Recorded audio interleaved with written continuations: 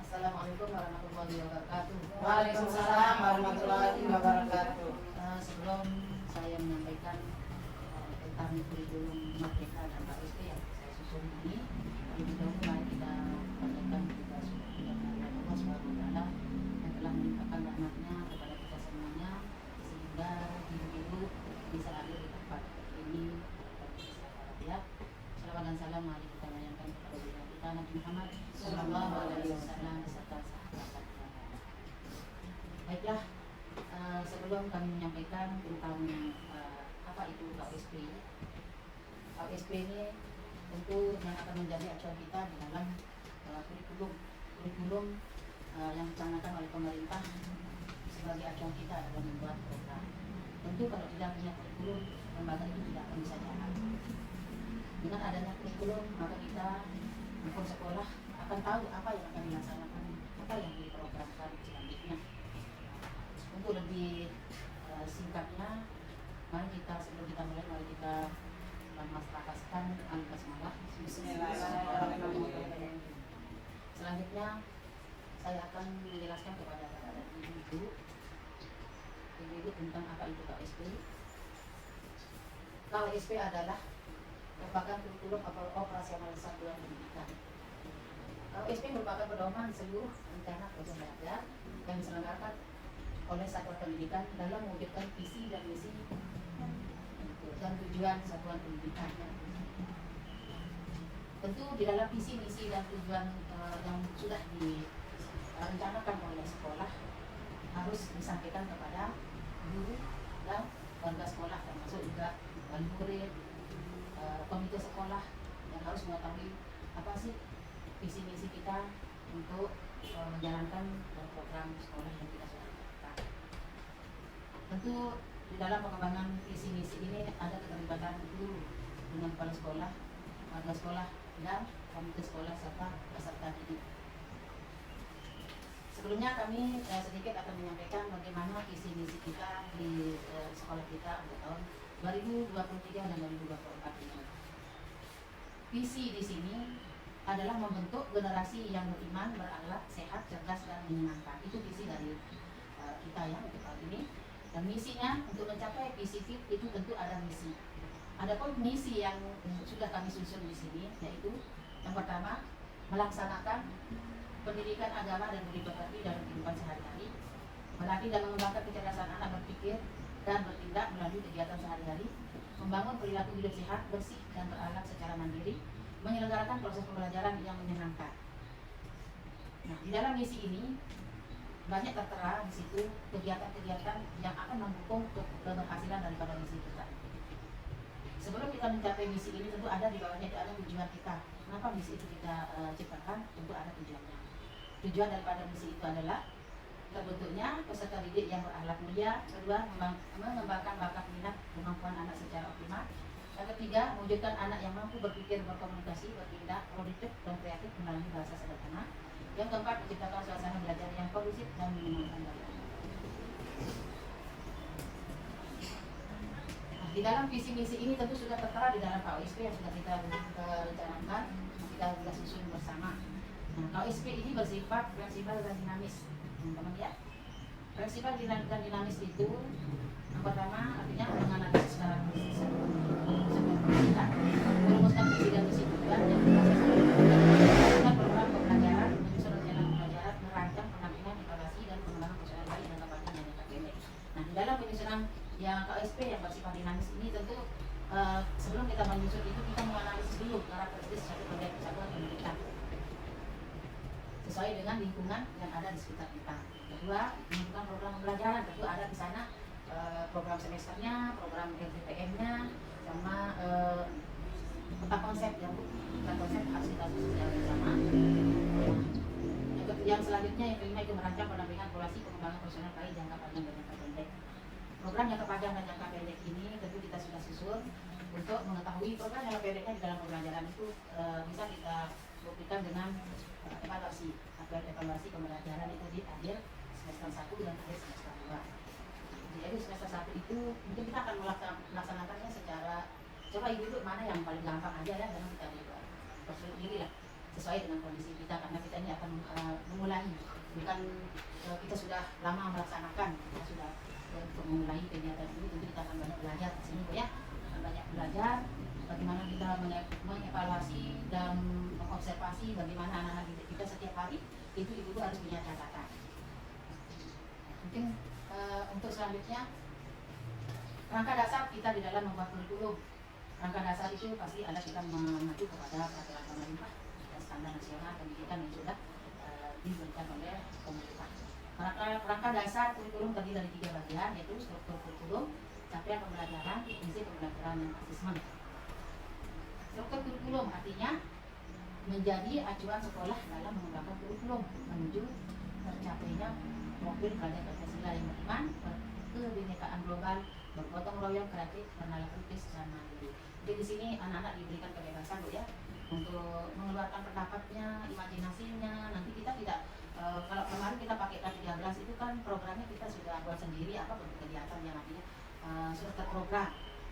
Ini kita pun sekarang ini terprogram, tetapi kita memberikan anak itu kebebasan untuk bereksplorasi, mengembangkan dirinya. Yang selanjutnya itu capaian pembelajaran. Capaian pembelajaran ini merupakan kompetensi yang harus dicapai peserta didik sesuai dengan fase perkembangannya. Mungkin di sini kita akan melihat perkembangan anak itu sesuai dengan fase perkembangannya ya. Kita tidak bisa memaksakan anak itu begini. Nah, jadi kita melihat bagaimana sih fase perkembangan anak ini, tentu untuk kelas masing-masing yang mengetahuinya. Nah, yang ketiga yaitu prinsip pembelajaran dan asesmen. Nah, asesmen ini mungkin bisa kita pakai sebagai salah satu cara penilaian kita di dalam pelaksanaan program kurikulum OSP.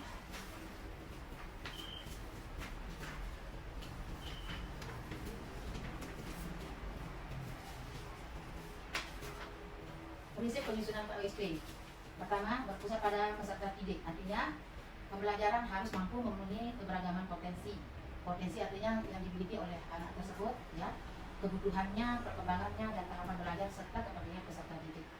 Nah, mungkin ibu-ibu sudah banyak mengerti tentang bagaimana namanya berpusat pada peserta didik ya. Tentu kita akan memberikan juga di sini peluang untuk anak banyak bertanya, banyak mencari, misalnya menemukan suatu solusi sendiri di dalam dia belajar, misalnya dia sendiri anak itu yang menemukan.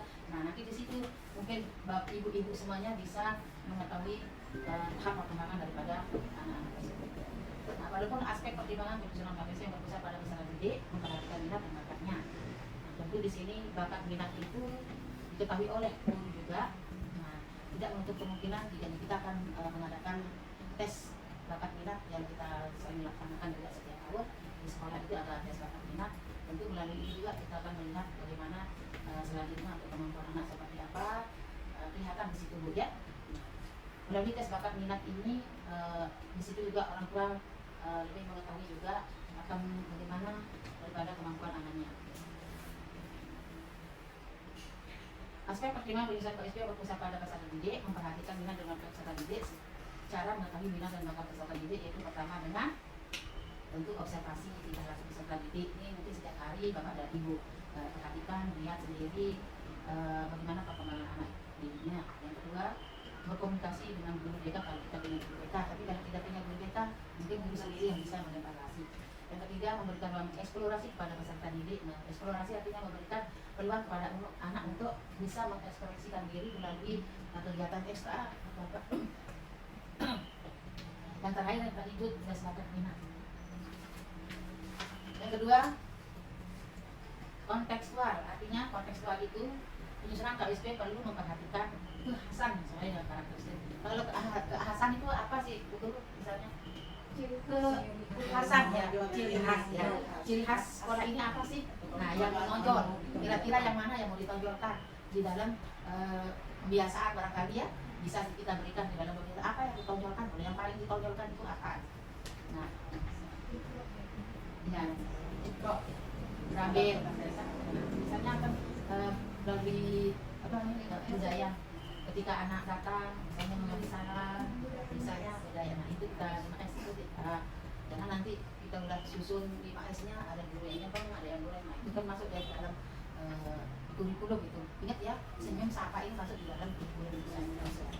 Esensial artinya memuat informasi penting atau utama yang dibutuhkan dan digunakan untuk satuan proses penyelenggaraan proses pembelajaran. Akuntabel, KSP itu bertanggung jawab karena berbasis data. Sumber data yang dapat digunakan berasal dari hasil asesmen awal. Asesmen awal yang guru ya, hasil observasi, hasil rapat pendidikan, data inventaris sekolah terkait analisis sarana, semuanya dicatat. Inventaris sekolah terkait mungkin catatan anekdot, semuanya dipersiapkan oleh guru. Satuan prasarana, satuan pendidikan, hasil analisis karakter satuan pendidikan dan data dari data terkait jumlah siswa dan pendidik. Yang kelima, melibatkan berbagai pemangku. Nah, contoh, kalau kita di sini selalu melibatkan orang tua di dalam rapat wali murid. Apa sih yang menjadi program kita tahun ini? Tentu wali murid harus tahu bagaimana sekolah ini membuat program untuk akan dilaksanakan selama 1 tahun. Itu kita sampaikan melalui rapat wali murid. Nah, jadi dari pemakaran tentang KSP ini mungkin di antara ibu-ibu ada yang mau bertanya tentang KSP? Terima kasih atas kesempatan yang diberikan saya untuk menanyakan bagaimana sih Bu cara kita mengetahui bakat minat sekolah kita. Bakat minat. Ini bakat minat ini harus diketahui oleh peserta didik. Enggak mesti ya peserta didik. Nah, jadi bakat minat ini guru harus mengetahui. Misalnya si A, dia kelihatan di sana ya, kelihatan bagaimana perkembangannya, tentu di dalam kegiatan prosesnya ibu bisa mengetahui. Yang pertama mungkin secara langsung kita dapat mengobservasi. Di situ di observasinya itu ibu harus punya catatan, harus punya catatan khusus misalnya untuk penilaiannya. Nah, yang kedua mungkin bisa berkomunikasi dengan guru atau guru BK-nya. Kita di sini tidak hanya guru BK ya, tapi setiap tahun kita melaksanakan tes psikologi. Nah, dari hasil tes itu kita bisa mengetahui bagaimana sih bakat dan minat anak ini. Nah, kalau bakat minat kita yang di TK itu tentu ibu guru gimana kalau ibu yang lebih mengetahui di kelas misalnya. Kelihatan di sana apa saja yang bisa ibu ketahui, yang menonjol sama. Walaupun yang kurang maupun yang menonjol, jangan hanya kita yang menonjol ada kita yang ketahui, sedangkan yang kurang itu kita abaikan. Jangan sampai seperti itu. Nah, untuk selanjutnya mungkin kita memberikan anak itu bebas bereksplorasi. Bereksplorasi itu melalui kegiatan ekstrakurikulernya, misalnya di ekstrakurikulernya kita di sini kan ada drafting, ada apa lagi guru? Menari, terus apa lagi menari gambar, terus kalau mewarnai gambar itu belum tentu anak itu semuanya kan senang ya. Dan juga misalnya kalau drama gimana Bu? Rata-rata senang. Kalau mewarnai gambar nggak senang. Anak-anak sekalian ya ada kalian semuanya pun ya. Kalau misalnya ikro Sama juga. Ikro juga ada yang senang ada yang enggak. itu yang ikronya Ya. Kadang-kadang karena ada yang ngaji di rumah itu mungkin ibu jadinya dia merasa bosan gitu ya. Mungkin bisa kita ubah metodenya atau metode bagaimana anak itu supaya senang. Tidak mesti metode sesegama yang kita memakai terus. Dan misalnya kan bisa sering saya katakan bisa dengan alat, mengenalkan huruf-huruf itu bisa dengan alat. Setelah dengan alat dia bisa menggabungkan nanti langsung ke ikroknya barangkali, atau ada yang itu bukan pasang huruf hijaiyah. Nah, bukan pasang mungkin lebih menarik anak-anak di sana ya daripada kita mengajarkan dia secara langsung untuk ikroknya. Nanti metodenya kita akan lihat, dan juga ibu juga harus cari tahu bagaimana menerapkan ikrok ini dengan metode yang benar. Kalau misalnya dengan metode ini tidak berhasil, jangan putus asa, kita cari metode yang lain. Nggak apa-apa sih bertanya ke guru-guru yang di pondok pesantren atau di mana gitu, karena mereka juga ada penerapan itu kan. Nah, walaupun di luar negeri bisa kita terapkan itu sebagai kegiatan ekstrakurikulernya, nah, supaya anak-anak itu berminat. Bagaimana caranya guru itu untuk membangkitkan semangat anak itu sendiri. Kadang-kadang di sana kan dia saya bosan karena menunggu lama, karena antrian panjang itu yang membuat anak-anak bosan. Karena paling lama anak itu paling 5 menit, udah lama banget tuh 5 menit. Nah, bagaimana caranya sekarang guru itu untuk menerapkan metode ikro itu dengan tidak menunggu giliran seperti giliran panjang itu. Kayaknya kartunya harus ditambah. Kartunya itu sudah satu anak yang satu. Lalu untuk apa misalnya kartunya itu nanti kita buatkan Pasal juga bisa pasal pasal mungkin yang sudah lancar bisa nanti kita bimbing langsung ke ya betul. puzzle ya, penambahan alat. Iya. Satu penambahan alat penambahan meja ya, Satu huruf hijaiyah ya, sama kartu huruf hijaiyahnya. Itu kartu huruf itu kan kayak yang di apa itu Bu ya, yang di menating itu. Semua kelas kan sudah punya? yang lain kan dipajang di tembok. Sekarang kita mau untuk Saya agar akan orang bikin cari pakai itu. kartus. Orang dipajang di tembok ini gini caranya Bu, bermain. Bermain dia. Misalnya kan ibu sudah pajang misalnya ya. Sudah. Nah, berarti ibu harus buat kartu baru lagi. Iya. Misalnya huruf ini, ayo siapa yang kenal huruf ini? Huruf apa yang dicari di sana? Itu Nah, maksud kita itu penambahan kartunya. kan yang namanya bebas, diberikan kebebasan, diberikan anak itu untuk senang. Jadi jangan diberikan anak itu untuk ditekan. Nah, jadi misalnya nggak apa-apa jadi Bu, nggak masalah. Karena ini kan anak ini belajar bermain. Yang buat dia ribut karena alatnya kurang, Bu, cuma satu, yang misalnya di atas, yang mau ditunjukkan itu yang mana, soalnya di bawahnya nggak ada. Nah itu maksud saya, disitulah tempat kreativitasnya guru. Kalau misalnya sudah dipajang, berarti ibu harus membuat, harus membuat kartu hijaiyahnya yang bisa dimainkan sama anak. Nah, kan ada kita punya eliminatif di situ. Jadi kita sudah video eliminatif aja nanti. Nanti kita solusinya kita berikan huruf hijaiyah itu yang gunting, kita gunting terus kita eliminatif masing-masing kelas kita berikan lagi ya. Nah ini mungkin kita siapkan juga ya alatnya untuk alat-alatnya. Barangkali yang lain yang apa lagi misalnya kesulitan di dalam menyampaikan pembelajaran ini yang terkait dengan kurikulum mereka. Apa kira-kira ibu merasa kesulitan di dalam pelaksanaannya? Atas penelitian di sana kasih kerjaan anak tapi dengan ada kertasnya dan juga kita main kalok kertasnya tapi nanti ada bahasa kesini nah, seperti itu banyak ya yang berdiferensiasi Ya. untuk pembelajaran yang berdiferensiasi mungkin kita perlu apa namanya metode yang lebih juga soalnya kadang kalau di kelas kita satu guru yang beda tuh kalau kita media berbagai macam apa namanya pembelajaran itu kadang anak mau di sini mau di sini kadang nggak bisa Itu yang pasti makanya sih pasti dipakai area. Kalau di pembelajaran kurikulum merdeka yang dilihat kan prosesnya. Jadi anak itu bisa sih dikasih satu kegiatan itu. Terima kasih Bu Guru semuanya yang telah berkenan hadir pada kesempatan siang hari ini dalam rangka rapat koordinasi tentang kurikulum KUSP.